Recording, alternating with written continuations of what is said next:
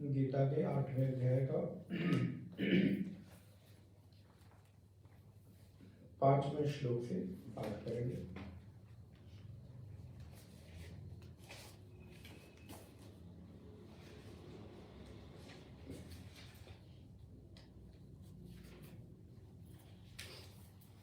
ओम श्री परमात्मने नमः।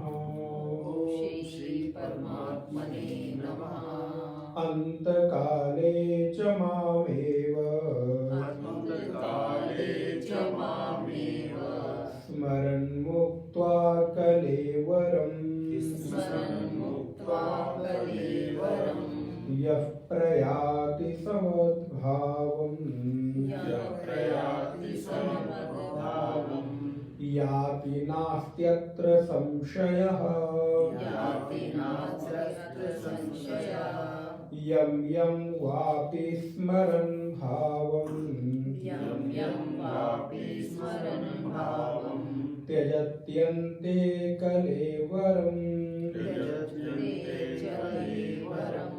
तं तमेवैति कौन्तेय सदा तद्भावभावितः तस्मात् सर्वेषु कालेषु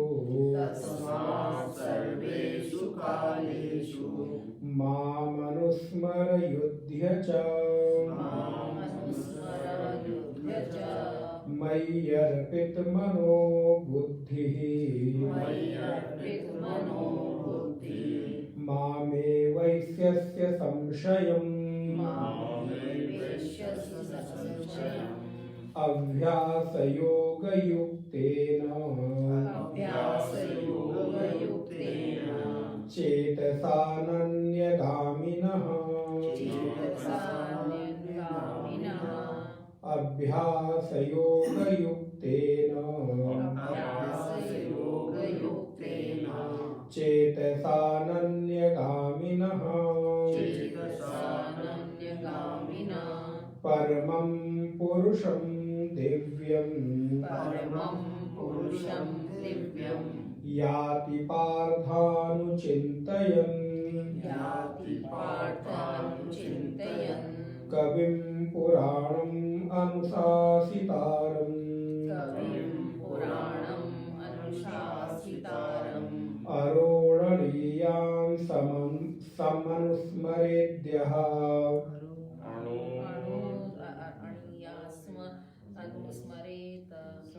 अणोरणीयां सममनुस्मरेद्यः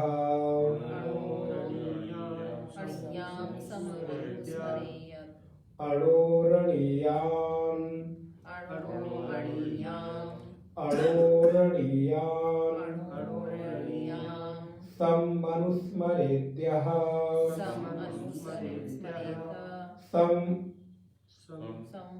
उसको जब एक साथ पढ़ेंगे सममनुस्मरेद्यः अणोरणीयां समनुस्मरेद्यः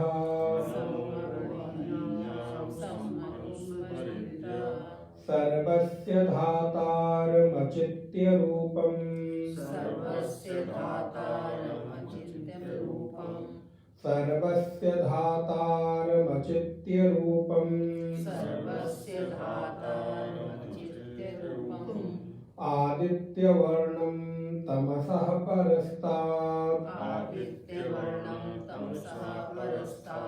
कविं पुनः पढ़ेंगे कविं पुराणम् अनुशासितारम् अणोरणीयां समनुस्मरेद्यः सर्वस्य धातारमचित्य रूपम् सर्वस्य धातारमचिन्त्य रूपम् आदित्यवर्णं तमसः परस्तात्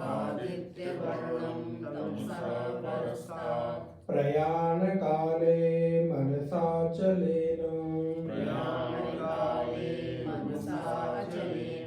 भक्त्या युक्तो योगबलेन चैव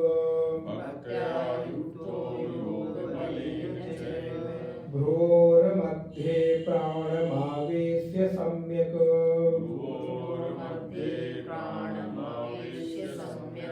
सातं परं पुरुषमुपैति दिव्यम्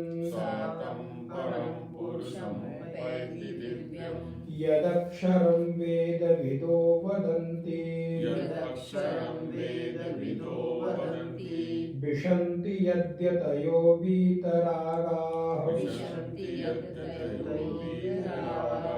यदीक्षन्तो ब्रह्मचर्यं चरन्ति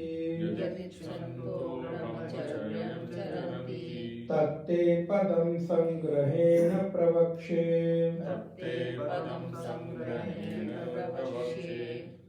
नारायणपुर की कक्षा में हम लोगों ने देखा भगवान कृष्ण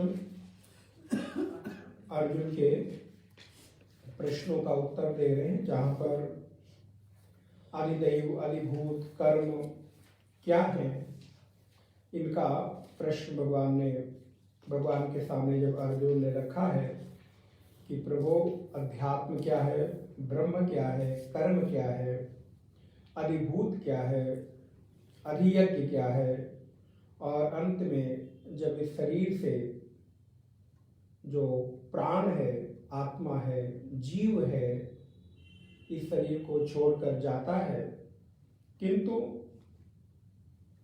वो आपका चिंतन करता रहता है, आपके स्मरण से चित्त युक्त रहता है, तो ऐसे लोगों की गति क्या होती है, उसको क्या अनुभव में आता है। तो क्रमशः भगवान ने उत्तर दिया जो हम लोगों ने देखा। अब 5वें श्लोक में जो उत्तर भगवान दे रहे हैं वो अर्जुन के अंतिम प्रश्न का उत्तर दे रहे हैं कि अंतिम समय में अगर कोई व्यक्ति भगवान का स्मरण करता हुआ, अपने आराध्य का स्मरण करता हुआ इस शरीर का परित्याग करता है, तो उसकी गति क्या होती है, अथवा एक साधक के जीवन का लक्ष्य, एक साधक के जीवन में इस बात का सदैव चिंतन रहना चाहिए कि उसके जीवन में भगवान का स्मरण बना रहे, जिससे अंतिम समय भी उनका चिंतन होता रहे। क्योंकि बहुत बार ऐसा देखा गया है कि व्यक्ति पूरे जीवन भर तो साधना करता है, पूरे जीवन भर तो वो अध्यात्म में निरत रहता है, लेकिन कदाचित थोड़ी सी चूक हो जाने के कारण, थोड़ा सा असावधान हो जाने के कारण अंतिम समय में अन्य प्रकार के चिंतन होने लगते हैं, और वो अन्य प्रकार का चिंतन फिर उसकी गति को बिगाड़ देता है। क्योंकि अब एक छोटा सा उदाहरण आप लोगों के सामने, कोई व्यक्ति का तात्पर्य यहाँ पर कोई विद्यार्थी साल भर तो पूरी पढ़ाई करे, पूरे वर्ष भर मेहनत करके 8-8 घंटे, 10-10 घंटे, 12-12 घंटे पढ़े, और अंतिम समय जब उस पढ़ाई का प्रतिफल मिलना हो, अर्थात परीक्षा काल के समय, जिस समय उसका एग्जाम हो, उस समय किसी भी बहाने अगर उसका पेपर गड़बड़ हो जाता है तो परिणाम क्या होगा? जो साल भर पढ़ा है उसके अनुसार उसको फल मिलेगा, कि जो उसने परीक्षा में लिखा है उसके अनुसार उसको फल मिलेगा? जो परीक्षा में लिखा है ठीक है, उसकी इंफॉर्मेशन खूब अच्छी होगी, उसको नॉलेज खूब अच्छी होगी, लेकिन प्रतिफल में तो उसको, ऐसा कई बार देखा भी जाता है, कई बार बहुत कमजोर बच्चे परीक्षा में किसी भी तरह ठीक कर गए और वो आगे बढ़ जाते हैं। बहुत अच्छे लोग, पढ़ने वाले लोग, परीक्षा किसी भी कारण से गड़बड़ हो गई, स्वास्थ्य ठीक नहीं रहा, घर में कोई परेशानी हो गई, आदि चीजें हो गई, तो वो विद्वान अधिक है, ज्ञानवान अधिक है, लेकिन परिणाम तो उस व्यक्ति को। तो कहने का तात्पर्य है कि अंतिम समय में हमारी स्थिति कैसी रहती है। तो फिर प्रश्न उठेगा, तो ये जो जीवन भर हम साधना काल कर रहे हैं बेकार है, निरर्थक है, फिर इसको क्यों करना? अंतिम समय में ही कर लेंगे। तो फिर वही बात, अगर आपने साल भर क्लास अटेंड नहीं की, साल भर आपने पढ़ाई नहीं की, तो परीक्षा काल के समय कितनी भी आप मेहनत कर लें, आप अच्छे और बेहतर नंबरों से उत्तीर्ण होने की संभावना बहुत कम है। बाई चांस आपके पास कोई भाव आ जाए तो बात अलग की है, नहीं तो संभावना, तो इससे बेहतर है कि पूरे जीवन भर साधना का अभ्यास होता रहे और अंतिम समय में भी ऐसी स्थिति बन जाए।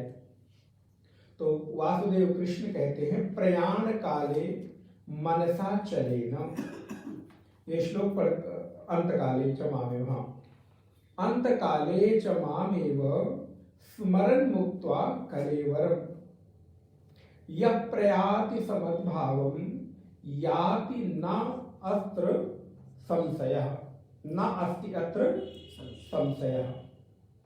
जो पुरुष, जो साधक अंतकाल में मेरा स्मरण करता है, अंतकाल का तात्पर्य है जिस समय वो मृत्यु की शैया पर लेटा मृत्यु की प्रतीक्षा कर रहा है,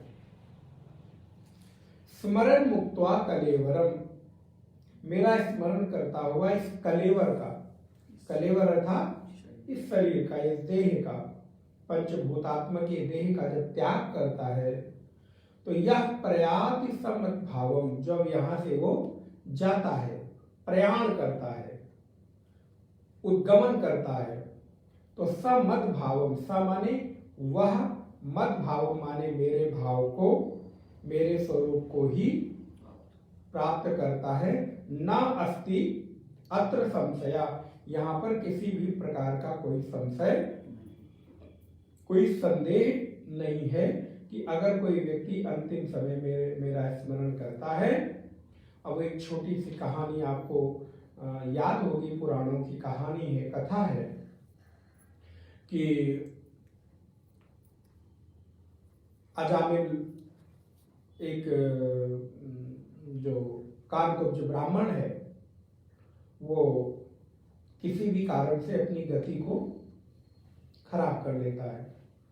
तो एक दिन उस गांव में कुछ साधुओं की टोली भिक्षा मांगते हुए पहुंची। तो प्रायः पूर्व के समय में साधु लोग कहीं 3 दिन 5 दिन से अधिक रुकते नहीं थे, कहीं कुटिया बना के रहते थे, फिर अपना यात्रा में रहते थे और 2 दिन 5 दिन 10 दिन गाँव में रुके, भिक्षा मांगी, भोजन किया, भजन किया, फिर आगे बढ़ गए। तो साधु हमेशा प्रवाही रहता था, नित्य प्रवाही रहता था, भिक्षा मांगकर जीवन यापन करता। अब देश काल परिस्थिति बदली तो समय भी बदला। तो नारायण कुछ साधु लोग पहुंचे, सायंकाल हो गई चलते चलते। तो गांव में कुछ व्यक्ति दिखे, बोले इस गांव में कौन सबसे अच्छा भक्त परिवार है जो धर्म को, साधु संतों को, अध्यात्म को मानता हो। क्योंकि पूछना पड़ता है, किसी ऐसे द्वार पे ना पहुंच जाए जो अपवित्र हो, कि भिक्षा में कोई ऐसी वस्तु दे दे जिसको हम स्वीकार न कर पाए।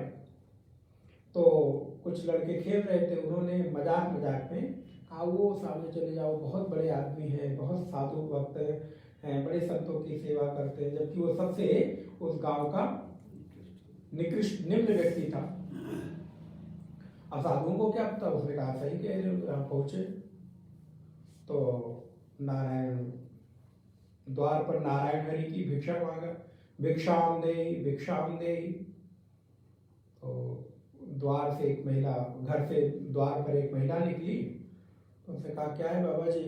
तो उसने कहा महात्माओं ने कि भिक्षा चाहिए, हमें पता चला है कि आप बड़े साधु संत भक्तों के सेवा करने वाले हैं, तो आज रात की भिक्षा हम आपके यहाँ लेंगे और आप ही के यहाँ निवास करेंगे। अरे बाबा जी, गलती से यहाँ कहाँ चले आए, ये तो बड़ा ही गांव का त्याग किया हुआ घर है, हमारे यहाँ तो कोई आता भी नहीं है।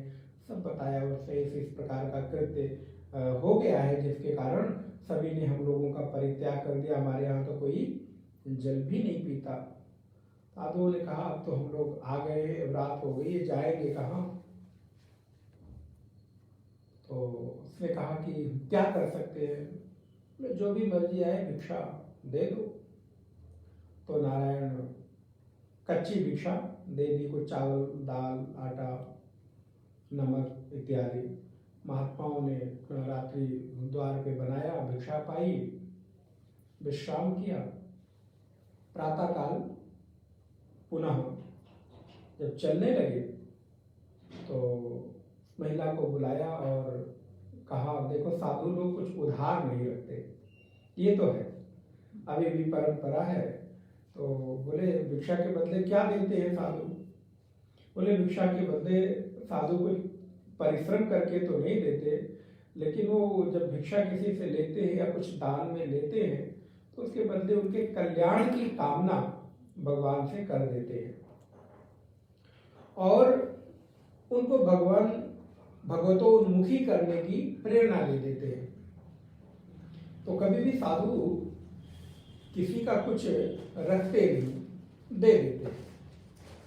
अच्छा, तो बोले कि देखो हम तुम्हारे यहाँ भोजन ग्रहण किए, विश्राम किए, तो तुम्हारा भी हम कुछ रखेंगे नहीं, तुमको देके जाएंगे, पारिश्रमिक दे देंगे। क्या देंगे? बोले देखो मेरे पास देने के लिए कुछ है नहीं, लेकिन एक निवेदन है। बोले क्या? बोले मैं देख रहा हूँ तुमको देख करके तुम गर्भवती हो, तो कुछ समय पश्चात तुम्हारे स्वाभाविक है कि कोई संतान होगी और मेरी तरफ से मैं ये निवेदन करता हूं कि उसका नाम नारायण रख देना। ये भिक्षा के बदले हम तुमको दे के जा रहे हैं, तुम्हारा कुछ रखेंगे नहीं। आज भी ये परंपरा है कि साधु कहीं गए, भिक्षा खाया तो उसके बदले उनको उस परिवार को नाम संकीर्तन करेंगे, सत्संग करेंगे, कुछ ज्ञान की बातें बताएंगे, तो वो साधु का उस भिक्षा के बदले वही देना ही है और तो वे दे नहीं सकते। तो खैर कैसे भी करके उसने ये बात मान ली। पति वापस आए, पति थे नहीं घर पर, तो बताया ऐसे ऐसे। चलो खैर सहमति बन गई कि जब संतान होगी तो उसका नाम नारायण रख देंगे। कुछ समय व्यतीत हुआ, पुत्र रत्न की प्राप्ति हुई, महात्मा की बात याद आई, उसका नाम नारायण रख दिया। अब समय व्यतीत होता रहा और वो जो उस नारायण का पिता है वृद्ध हो गया, बीमार रहने लगा, चारपाई पे लेट गया और सबसे सारे पुत्रों में सबसे छोटा पुत्र जो था वो नारायण था। तो बड़ा प्रिय, छोटा होने के नाते घर में सब लोग उसी को बुलाते, तो चारपाई पे लेटा रहता, तो नारायण पानी दे दो, नारायण औषधि दवा दे दो, नारायण जरा मेरा बिस्तर जरा ठीक कर दो, नारायण जरा भोजन दे दो। तो बात बात पे वो हमेशा नारायण नारायण नारायण करता रहा और जो भी काम नारायण ये कर दो, नारायण वो कर दो। अंतिम समय हुआ कि उसकी मृत्यु का समय आया। उस समय में उसने पुत्र को, क्योंकि ऐसा कहा जाता है कि जन्म और मृत्यु के समय बहुत विरह होती है, बहुत दर्द होता है, दुख होता है, पीड़ा होती है। जन्मत मरत दुसह दुख हुई, ऐसा रामचरितमानस में कहा गया। तो अंतिम समय में जब शरीर से प्राण निकलने लगता है तो बहुत पीड़ा होती है। तो पीड़ा को बर्दाश्त कर पाना जीव के लिए बहुत कठिन, भले थोड़े समय के लिए हो। तो उसने जोर से आवाज लगी, नारायण नारायण। अब बेटा दौड़ा आया और जब तक नारायण नारायण बोलता और बेटा आता पास में, तब तक उसका प्राण निकल गया। अब प्राण निकलता है तो आप सबको पता है, जो यमराज के दूत हैं वो उस जीव को लेने आते हैं। तो यमराज के दूत उस जीव को लेने आए। अब तक यमराज के दूत आते, तब तक उधर से नारायण के 4 दूत पीतांबरधारी आए वो लेने। अब आपस में नारायण के जो दूत, मतलब भगवान विष्णु के जो दूत हैं और यम के जो दूत हैं, दोनों में झगड़ा हो गया। बोले मेरा क्लाइंट है, वो बोले मेरा क्लाइंट है। अर्थात देवदूत कहते कि हमारे प्रभु का नाम इसने लिया है, इसलिए हमारे यहाँ ड्यूटी लगी हुई है। भगवान विष्णु ने ड्यूटी लगा रखी है, यदि अंतिम समय में कोई मेरा नाम स्मरण करे तो वहां तुम लोग पहुंच जाना और पहुंचकर उस जीव को मेरे धाम ले आना, मेरे लोक ले आना।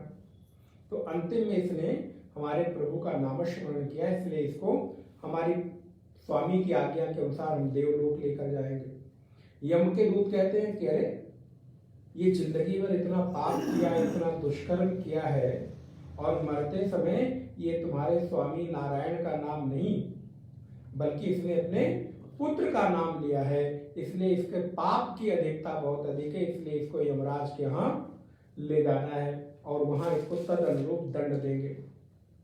हम नारायण कोई निष्कर्ष ही ना निकले, बात पहुंची भगवान विष्णु तक। तो यमराज को तलब किया गया, भाई क्या बात है, दोनों के आपस में हो रहे हैं। तो बताया महाराज जी ऐसा केस सामने आया है।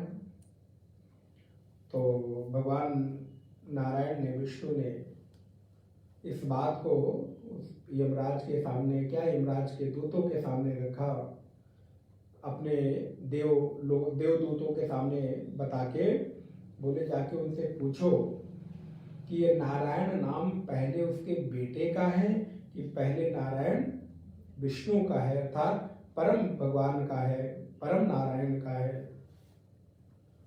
तो अब देवदूतों ने जब ये बात पूछी तो यमराज को जो दूत से उनसे कुछ बोली, बात तो आप सही कह रहे हैं, नारायण नाम तो पहले भगवान का है, बाद में उसके पुत्र का है, इसलिए इस दृष्टि से तो इसने नारायण का नाम लेके ही शरीर त्याग किया है। अंततोगत्वा फिर उसको देवलोक की, विष्णु लोक की प्राप्ति होती है। तात्पर्य क्या है कहने का, एक होता है धर्म, एक होता है परम धर्म।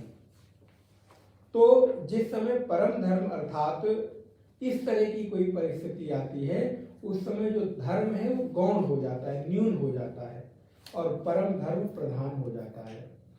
यद्यपि उसने अपने पुत्र का नाम लिया, लेकिन किस बहाने भी उसने नाम लिया नारायण का। गोस्वामी जी कहते हैं, भाय को भाय अनख आलस नाम जपत मंगल दिसि दसहु। बार बार जे भगवान के जो बार बार हरि का नाम लेते हैं, चाहे वो भाई से ले या कुभाई से ले, प्रेम से ले अथवा प्रेम के बिना ले, लेकिन वो कल्याण उनका करता ही करता है। इसलिए अंतिम समय में देवदूतों ने अपने प्रभु का नामस्मरण लेने के कारण उस जीव को सद्गति प्रदान की, विष्णु लोक की साकेत की उसको प्राप्ति हुई। तो कहने का तात्पर्य है कि एव केन प्रकारेण मनः कृष्णम निवेशयेत्, कैसे भी करके मेरा मन भगवान के श्री चरणों में लगे। तो भगवान कहते हैं कि अंत काले च स्मरण मुक्त्वा, अंत काले च मामेव स्मरण मुक्त्वा कलेवरम यह प्रयाति समद्भावम। यदि अंतिम समय में कोई मेरा स्मरण करता रहे और इस शरीर का, इस कलेवर का त्याग करे तो मुझे ही प्राप्त करता है, इसमें किसी भी प्रकार का संदेह नहीं है। और ये सच भी है। आप और हम लोगों को सदैव अभ्यास करते रहना चाहिए कि अपने आराध्य के या अपने गुरु के द्वारा प्रदत्त जो भी नाम है, उस नाम का स्मरण सदा मन में चलता रहे। उठते बैठते खाते पीते जिस भी स्थिति में रहे, उस स्थिति में भगवत स्मरण मन ही मन चलता रहे, उसे बताने की कोई आवश्यकता नहीं। आप देखेंगे एक समय ऐसी स्थिति होगी कि आप कुछ ना भी कर रहे हो, आपको ऐसा लगता है, लेकिन फिर भी अंदर ही अंदर नाम चलता है। ऐसे बहुत सारे लोग आपको मिलेंगे, शायद यहाँ बैठे हुए आप लोगों में ही किसी का ऐसा अनुभव होगा, हम लोगों में ही किसी का अनुभव ऐसा होगा कि नाम जब चल रहा है, बातें भी हो रही, श्रवण हो रहा है, इवन वाणी के द्वारा बोला जा रहा है, लेकिन फिर भी एक क्षण के लिए भी गैप मिलता है तो अपने आप नाम स्मरण नामोच्चारण हो जाता है। तो ऐसा अभ्यास, इस अभ्यास का एक लाभ तो है कि किसी भी अवस्था में आप रहें, अनुकूलता अथवा प्रतिकूलता में भगवत नाम स्मरण हो जाता है। तो भगवान यही कहते हैं कि हमारा साक्षात स्वरूप उसको प्राप्त होता है, क्योंकि हमारे यहाँ तो एक प्रकार की इस मुक्ति का नाम आप सुनते ही हैं कि जो कैवल्य मुक्ति है, लेकिन भक्ति के धरातल पर 4 प्रकार की और मुक्ति होती है, जिसे हम भगवान के स्वरूप की प्राप्ति करते हैं। सायुज्य, सामीप्य, सारूप्य, इस प्रकार की 4 प्रकार की भक्ति होती है जो भगवान के इर्द गिर्द सेवा में रहता है। सारूप्य, भगवान के जैसा रूप मिल जाना, अर्थात उनके जैसे कोई सद्गुण प्रकट हो जाना। सायुज्य, भगवान के निकट सेवा का अवसर मिल जाना। सामीप्य, भगवान की समीपता का अनुभव सदा होते रहना। तो भक्ति के धरातल पर ये मोक्ष है, ये मुक्ति है कि वह हमेशा अपने आराध्य का नाम स्मरण होता रहे। तो भगवान कहते हैं यम यम वापि स्मरण भावम, श्लोक नंबर 6। यम यम वापि स्मरण भावम त्यजत्यन्ते कलेवरम तम तमेवैति कौन्तेय सदा तद्भाव भावितः। मैंने अभी आपको यही बात निवेदन किया कि अंतिम समय में, क्योंकि आप जिंदगी भर चाहे जो करते रहे हो, साधना, भजन, उपासना, लेकिन यदि अंतिम समय में ऐसा आपने नहीं किया तो आपकी साधना व्यर्थ तो नहीं जाएगी, लेकिन फिर भी जो लाभ आपको परिणाम मिलना चाहिए, परीक्षा फल के जैसा, वो नहीं मिलेगा। क्योंकि भगवान क्या कह रहे हैं, यम यम यापि स्मरण भावम त्यजत्यन्ते कलेवरम तम तमेवैति कौन्तेय। हे कौन्तेय, हे कुंती के पुत्र अर्जुन, जो मनुष्य अंत काल में जिस जिस भी भाव को स्मरण करता हुआ, अर्थात जिस जिस प्रकार की बातों का चिंतन करता हुआ, परिस्थितियों का चिंतन करता हुआ, किसी व्यक्ति का चिंतन करता हुआ, स्मरण करता हुआ, त्यजत्यन्ते कलेवरम, पुनः इस कलेवर का, इस शरीर का परित्याग करता है, तो वो उसको ही प्राप्त होता है।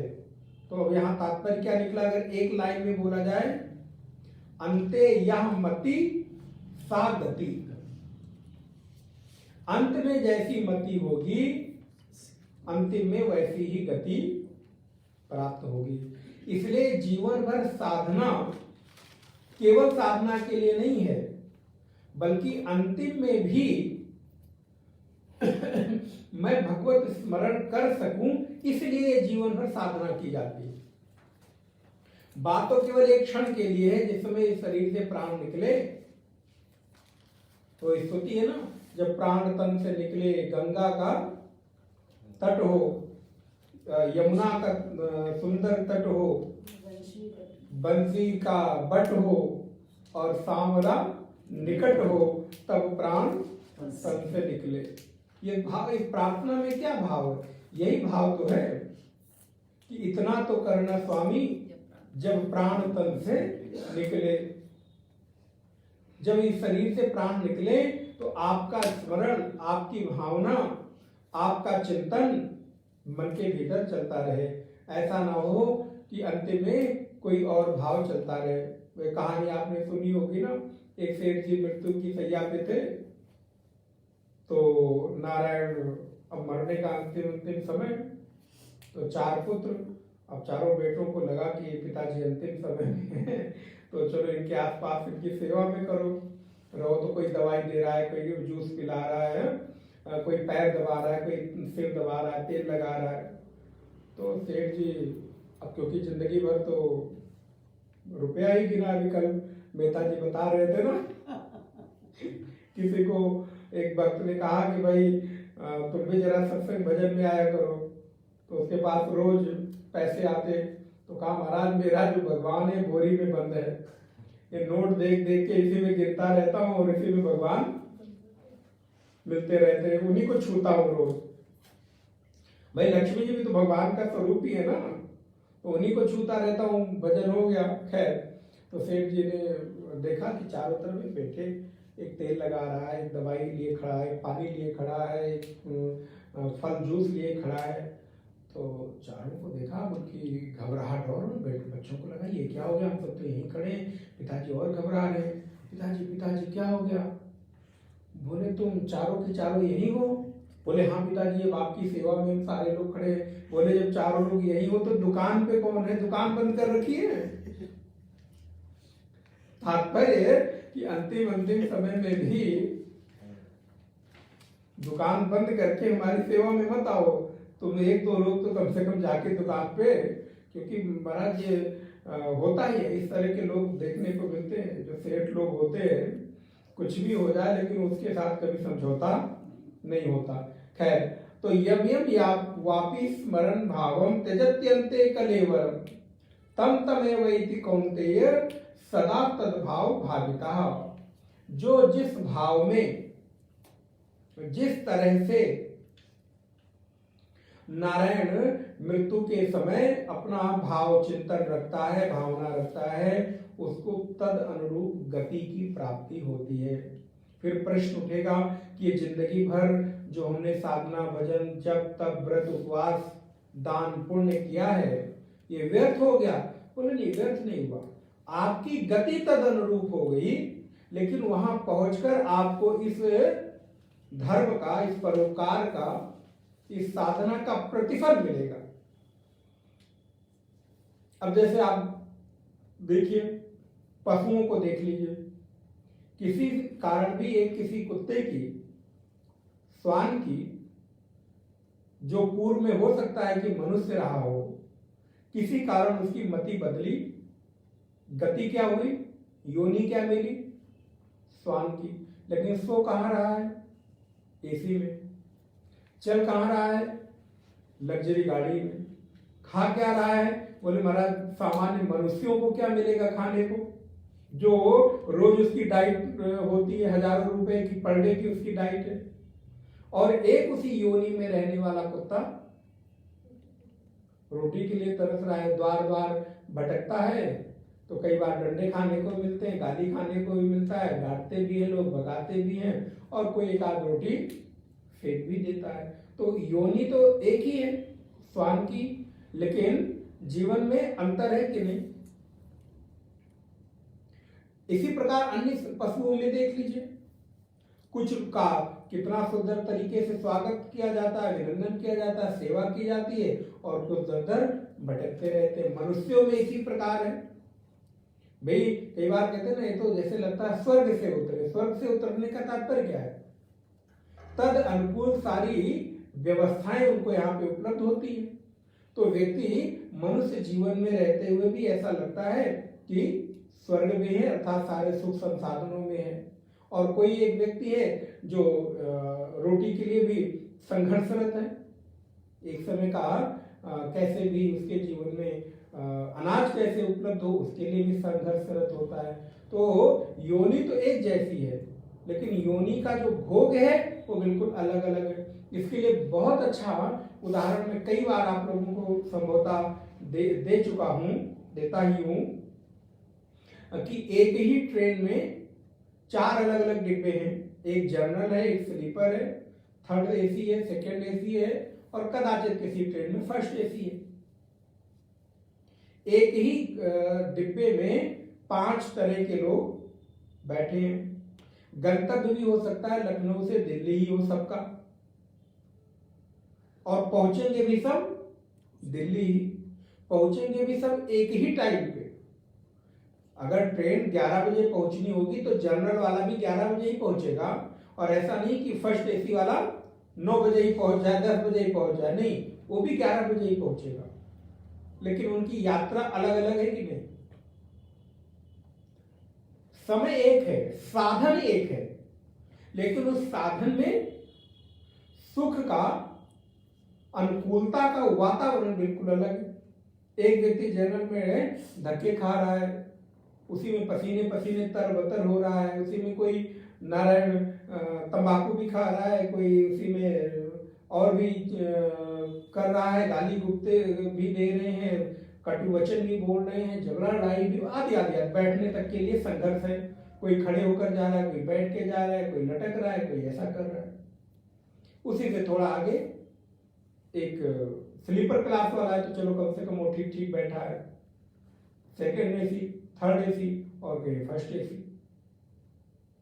लेकिन अंतर कैसे आया? बोले अंतर आया कमाई से, अंतर आया उसकी व्यवस्था से। टाइम एक होता हुआ भी उसकी यात्रा का आनंद बिल्कुल अलग है, साधन एक होता हुआ भी उसकी यात्रा का सुख बिल्कुल अलग है। ठीक इसी प्रकार योनि एक होते हुए भी उस योनि का भोग अलग अलग है।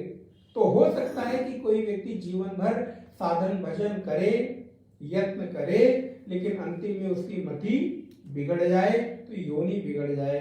लेकिन उस योनि में जाने के बाद भी उसको किए हुए पूर्वकृत परोपकार, धर्म, पुण्य का फल मिलेगा, वो नहीं बिगड़ेगा।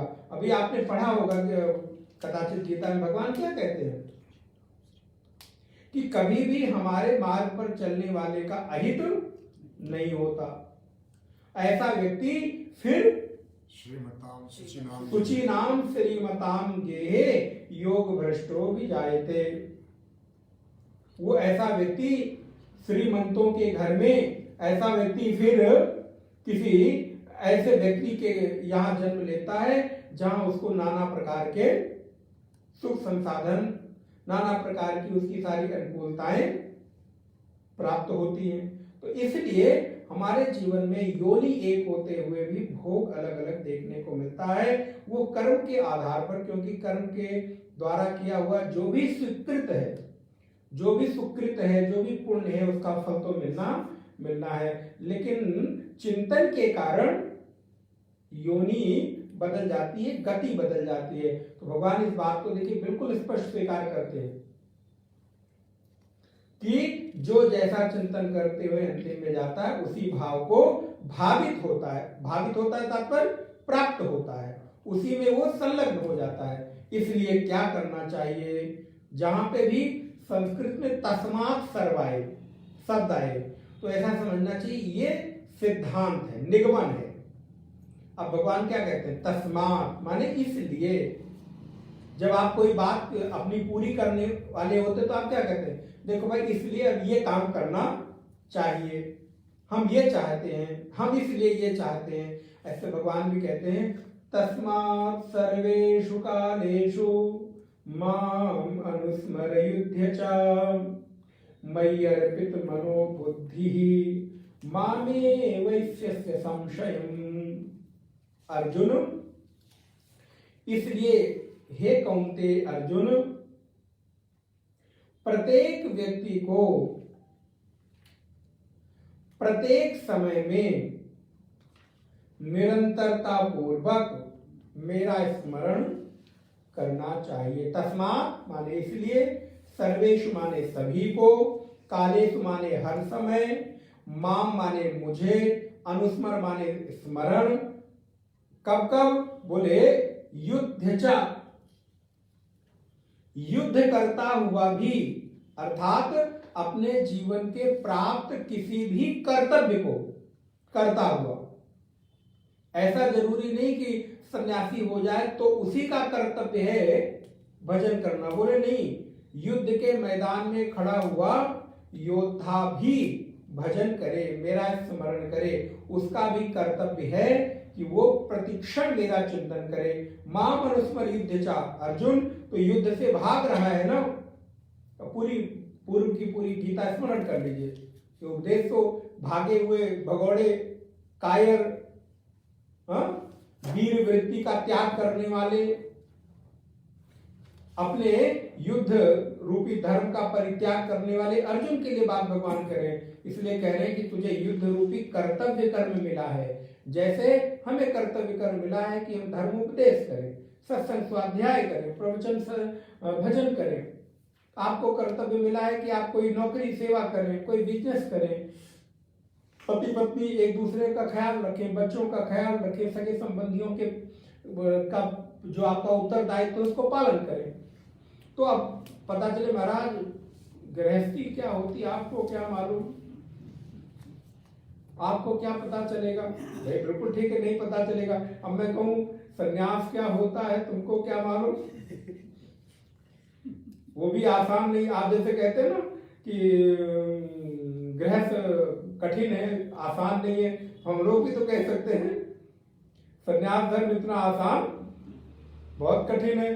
तो सारे धर्मों का, सारे आश्रमों का पालन करना कठिन है, लेकिन हाँ, भगवान ने जिस भी आश्रम में आपको दीक्षित कर दिया है, आपको कर्तव्य दे दिया है, उसका पालन करते हुए भगवान इस बात का नियमन कर रहे हैं कि प्रत्येक व्यक्ति को करना चाहिए। और कैसे? बोले अर्जुन तू युद्ध कर, तुझे मेरा स्मरण करते हुए युद्ध करना भी पाप नहीं होगा। कैसे करना है? मयि अर्पित मनोबुद्धि, मयि माने मुझको, अर्पित करता हुआ अपनी मन और बुद्धि को। देखिए यहां पर एक शब्द नहीं आया, दोनों आया। मन बुद्धि का तात्पर्य है, मन का तात्पर्य क्या है? मन की परिभाषा संकल्प विकल्पात्मक मन होता है, जो ऑप्शन आपके सामने क्रिएट करता है, खड़ा करता है। जाऊं कि ना जाऊं, करूं कि ना करूं, खाऊं कि ना खाऊं, ये मन है। और जो निर्णय लेती है उसका, वो कौन है? बुद्धि है। हाँ, कर लो या न कर लो। तो यहां पर भगवान कह रहे हैं कि तेरे मन में संकल्प विकल्प उठे तो तू उसे बुद्धि के द्वारा करना चाहिए, इस बात का निर्णय कर ले।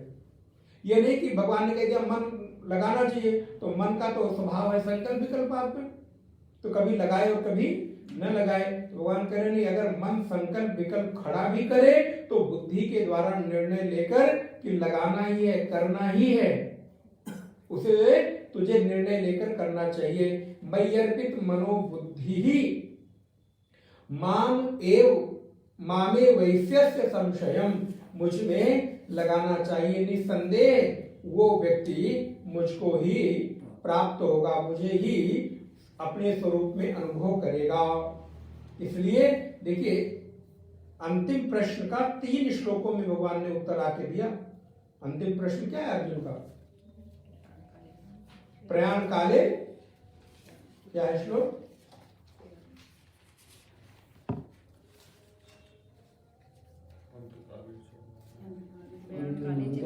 प्रयाण काले च कथम गेयोसी नियतात्मभिः, कि अंतिम समय में किस प्रकार वो आप उसको जानने में आते हो।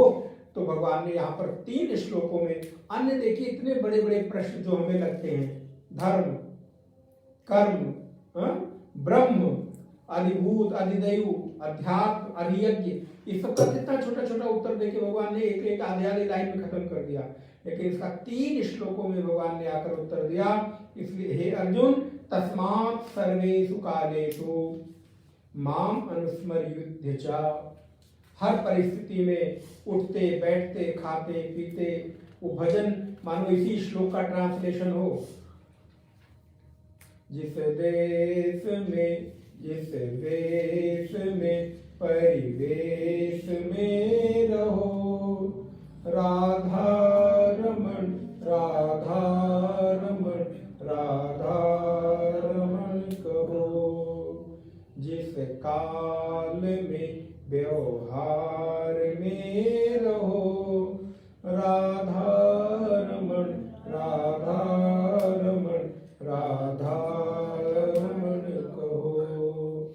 जिस देश में, जिस वेश में, परिवेश में रहो, राधा रमण, राधा रमण, राधा रमण कहो।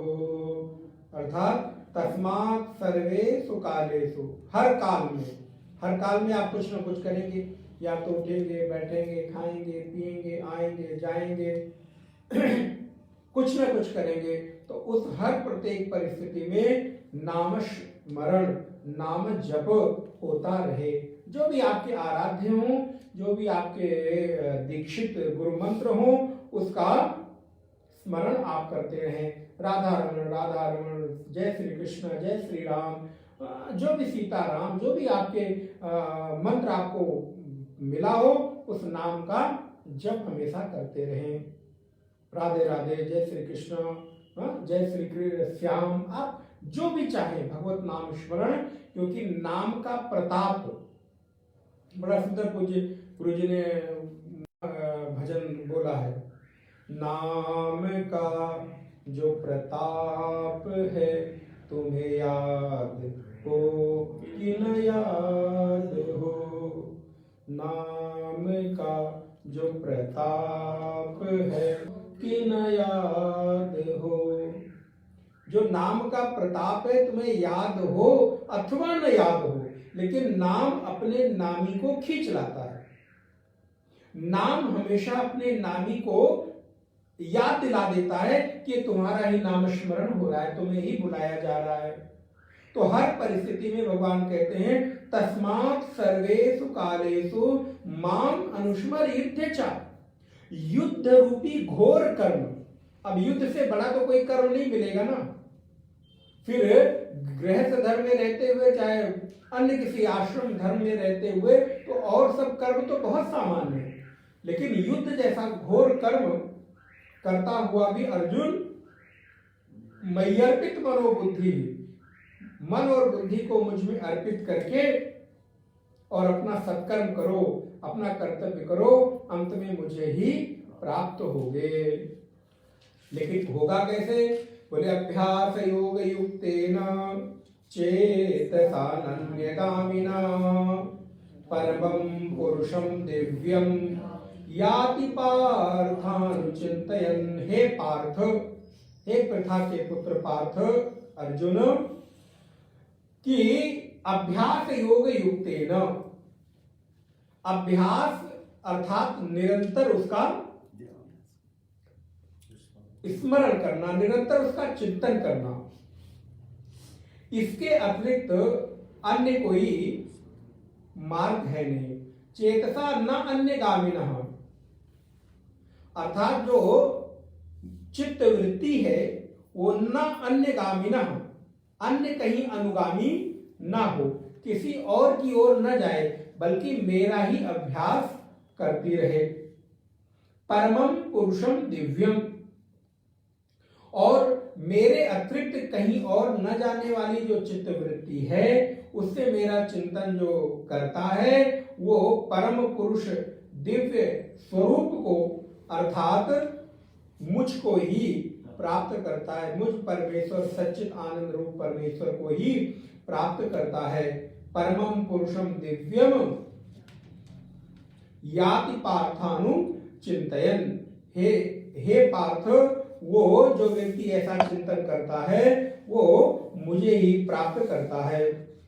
इसलिए किसी भी परिस्थिति में कहीं भी रहता हुआ तो अपना सारा प्यार मुझे अर्पित कर दे, सारा प्यार मुझे दे दे, बाकी दिखावे के लिए जो कर्म जहां कर रहा है वो करता रहे।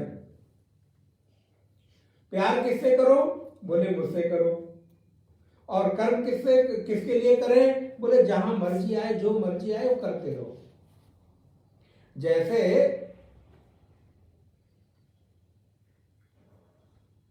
छोटा सा उदाहरण है कि 10-20 बच्चे मान लो छोटे हों, खेल रहे हों, तो क्या उन बच्चों के प्रति आपकी घृणा रहती है? नहीं रहती। आप उनको लाड प्यार करेंगे, उनको दुलार करेंगे, प्रेम वात्सल्य करेंगे, लेकिन उन्हीं 10-20 बच्चों के समूह में यदि आपका बच्चा हो तो आपका प्यार जो सर्वस्व होगा वो कहां जाएगा?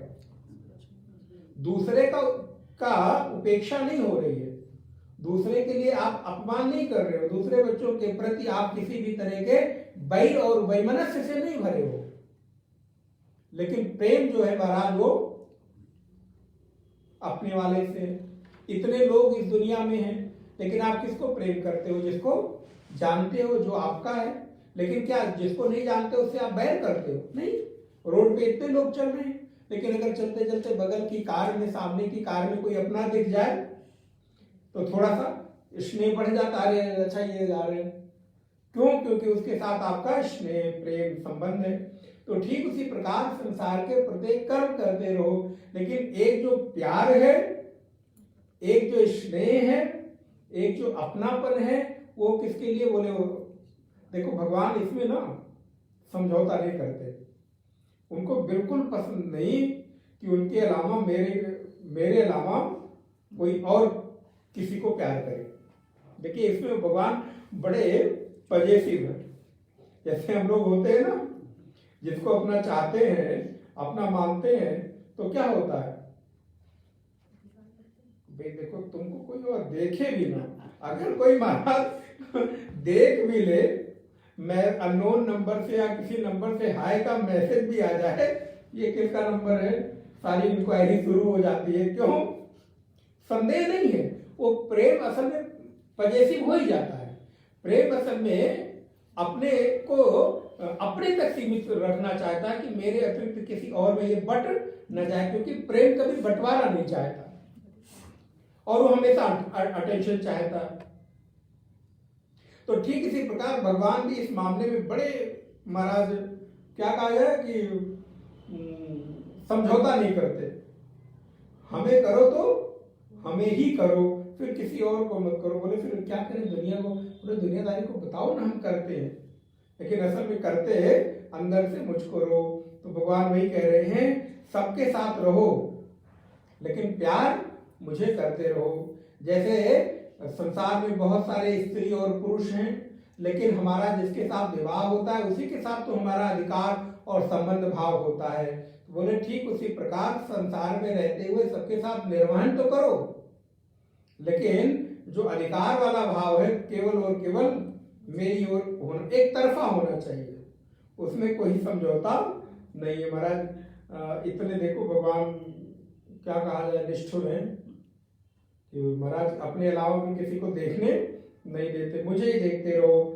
लेकिन अच्छी भी बात है, क्योंकि आप उनको देखते रहोगे तो फिर उनके अतिरिक्त किसी और को चाहोगे नहीं, कहीं और बुद्धि बटेगी नहीं, मन बटेगा नहीं। इसलिए अभ्यास योग युक्तेन चेतसा नान्यगामिनः परमं पुरुषम दिव्यम याति पार्थानुचिंतयन्। हे पार्थ, जो मेरा चिंतन करते हैं वो मुझ परमेश्वर को ही प्राप्त हो जाते हैं। कविम पुराणम अनुशासितारम अड़ोरणीयां समनुस्मरेद्यः सर्वस्य धातारमचिन्त्य रूपम आदित्य वर्णम तमसा परस्तात्। अब वो भगवान के स्वरूप को बता रहे हैं कि जो पुरुष सर्वज्ञ, अनादि, सबके नियंता, सूक्ष्म से सूक्ष्म अर्थात अति सूक्ष्म, सबका भरण पोषण करने वाले, अचिंत्य, सूर्य के सदृश नित्य चेतन स्वरूप, प्रकाश स्वरूप, अविद्या से परे शुद्ध सच्चित आनंद घन परमेश्वर है, उनका स्मरण करता है। ऐसा फिर क्या होता है? बोले प्रयाण काले मनसा चलेन भक्त्या युक्त। अब ऊपर वाले श्लोक में मैंने व्याख्या इसलिए नहीं की क्योंकि केवल सब भगवान के नाम है, तो उनका अर्थ आपको प्राय प्राय पता है। कवि माने जो सबको जानता है, जो सब कुछ जानता है, ज्ञानवान है। हाँ, तो कवि सर्वज्ञ उसको अर्थ ले सकते हैं। पुराणम जो सबसे पुराना है, अनादि है। हाँ, अनुशासितारम अर्थात जो सबका अनुशासक है, नियंता है, जिसके ऊपर किसी का शासन नहीं है लेकिन उसका शासन सबके ऊपर है। अड़ोरणीयान बड़ा भी है और सूक्ष्म भी है। समनुस्मरेद्य उसका स्मरण करता है। सर्वस्य जो सब कुछ जानता है, सब है। धातार चिंत्य रूपम आदित्यम, आदित्य वर्णम, आदित्य माने सूर्य, और सूर्य के प्रकाश से भी जिसका तेज है। तमसा परस्तात्, तो इसमें सब कुछ भगवान के नाम स्मरण है। अब कहते हैं जो ऐसे परमात्मा का स्मरण करता है प्रयाण काले। अब ये श्लोक जब आप पढ़िए, मैं तो जब ये श्लोक पढ़ता हूँ ऐसा लगता है अच्छा अब प्राण का गमन हो रहा है और चित्त वृत्ति उस विराट व्यापक चेतना में लगी हुई है। तो प्रयाण काले मनसा चलेन भक्त्या युक्तो योग बलेन चैव। कभी कभी श्लोक में ना तद अर्थ के अनुरूप जोर भी देना चाहिए, बल भी देना चाहिए। प्रयाण काले मनसा चलेन, जो व्यक्ति ऐसा है प्रयाण काल हो रहा है, अंतिम समय है, लेकिन मनसा चलेन, भक्त्या युक्तो योग बलेन चैव, लेकिन ऐसा भक्त योग बल के आधार पर उसने जो साधना और अभ्यास की है उसने क्या कर लिया, बोले शरीर में कितना भी दुख पीड़ा का अनुभव क्यों ना हो रहा हो, लेकिन योग बल के प्रभाव से उसने अपनी चित्त वृत्तियों को भ्रूर मध्य, दोनों भ्रिकुटियों के मध्य में आज्ञा चक्र पे प्राण मावेश सम्यक, अपने प्राण को वहां लाकर समेट दिया है, एकत्रित कर दिया है, स्थापित कर दिया है। सातम परम पुरुष मुपैति दिव्यम, ऐसा वो जो साधक है, दिव्य पुरुष है, उसी को प्राप्त हो जाता है। कौन, बोले जो प्रयाण काल के समय में इतनी साधना कर ली है, उसको लग रहा है ये शरीर छूट रहा है, जा रहा है, तो उसने अपने प्राण को, प्राण का तात्पर्य मन की एकाग्रता को, दोनों भ्रिकुटियों के मध्य, ये ध्यान की विधि है, दोनों भ्रिकुटी के मध्य अर्थात आज्ञा चक्र में अपने आप को एकत्रित कर दिया है। आंख बंद करके लेटा है और अब शरीर जा रहा है तो जाने दे।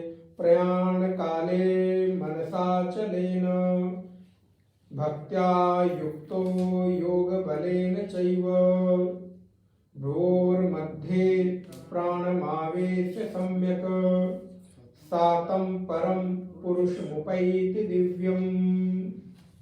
ऐसा साधक जो उस दिव्य परम पुरुष की साधना को जीवन भर अभ्यास पूर्वक किया है, उसने अंतिम समय में अपने आज्ञा चक्र पर दोनों प्रकृतियों के मध्य अपने मन को एकाग्र कर लेता है, एकत्रित करके स्थापित कर देता है, और ये शरीर जाए तो जाए, इस शरीर का जो होना हो, क्योंकि ये शरीर मैं नहीं हूँ, मैं तो जो हूँ, मैंने उस चेतना में अपने आप को स्थापित कर दिया है। अब मैं तो नित्य शुद्ध बुद्ध मुक्त स्वरूप उस चेतन विराट व्यापक स्वरूप में स्थापित हो गया हूँ, जिसकी कभी मृत्यु होती नहीं है, जो अनंत है, जो अनादि है, जो व्यापक है, ऐसे चेतना में अपने आप को स्थापित कर देता है। लेकिन होगा कैसे, बोले योग अभ्यास युक्तेन, उस योग के अभ्यास से निरंतर उसको करता हुआ जो व्यक्ति अभ्यास करता है, उसी के जीवन में ये घटना, ये नहीं कि पढ़ लिया हम भी ऐसा कर लेंगे,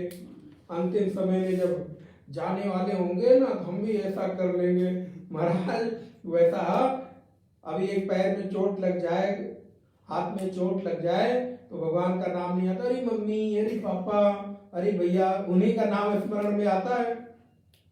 जब एक छोटे से पीड़ा में हम अपने उनको याद करते हैं जो कभी जीवन भर साथ नहीं दे सकते, तो आप बताइए जब अंतिम समय में शरीर से प्राण निष्कासन होगा उसका, तो कितना पीड़ा होती है। तो क्या भला उस समय इतनी सहजता में याद आ जाएगा?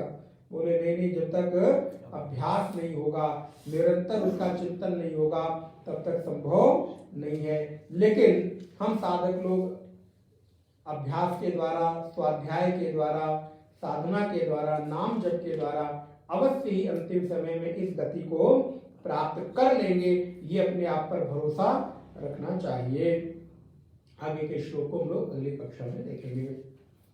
ओम पूर्णमदः पूर्णमिदं पूर्णात् पूर्णमुदच्यते पूर्णस्य पूर्णमादाय पूर्णमेवावशिष्यते।